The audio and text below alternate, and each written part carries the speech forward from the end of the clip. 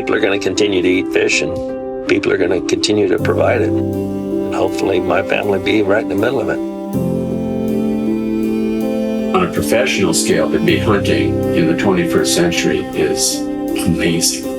I think it's very valuable. There's absolutely an incredible joy of owning your own business and working hard and producing food that people love to eat.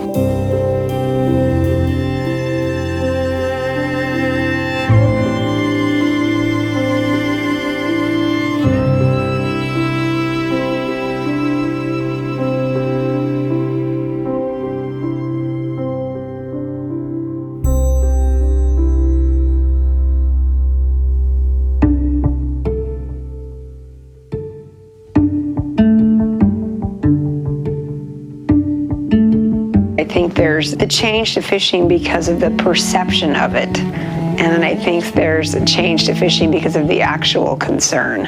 And those are two totally different animals. Fishermen do a pretty good job of changing their behavior and changing the way they fish and changing gear types because of the actual problem.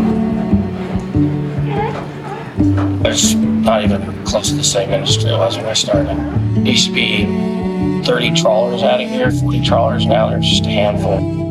Last year we caught 2 million pounds of shrimp. This year we're not even going to catch half that. This business is nothing but change. And that's why I like it so much, but that's why it's a challenge for a fisherman to make a living from it in something that it's so volatile with Mother Nature, with weather. So it's the going up and down and being able to adapt to what changes come your way.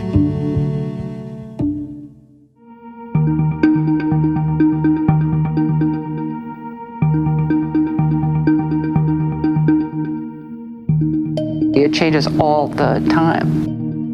And so we're constantly thinking about how we can make it better. That's our job, is to be innovative with the fishermen, because that keeps us relevant to their needs.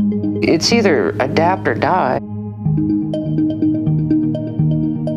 At least on this coast, in this country, we finally are truly sustainable. We have figured out how to do this. But we're taking appropriate amounts of food, of animals, without damaging habitat, and that's a real victory for humanity.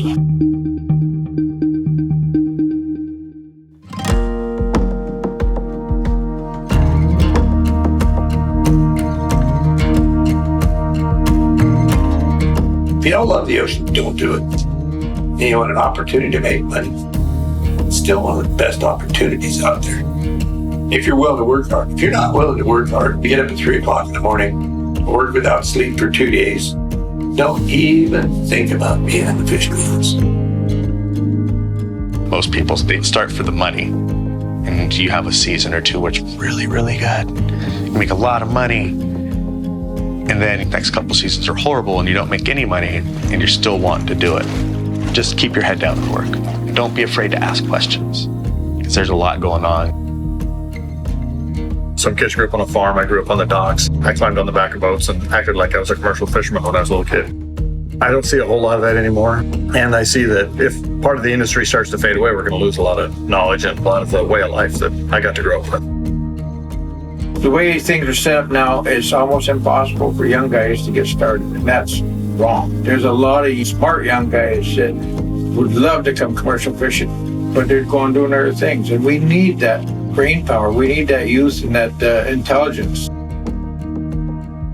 I don't know how these younger men will ever be able to get in to the fishing industry, where when we got in, you didn't have to buy a fish to fish. But I'm seeing more and more of the younger men stepping in, and I believe the next generation is emerging.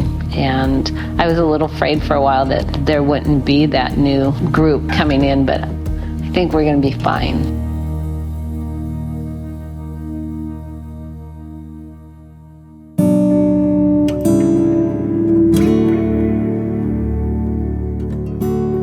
I hope we can continue to find ways to adapt and keep this activity going, keep providing wild protein on a significant scale.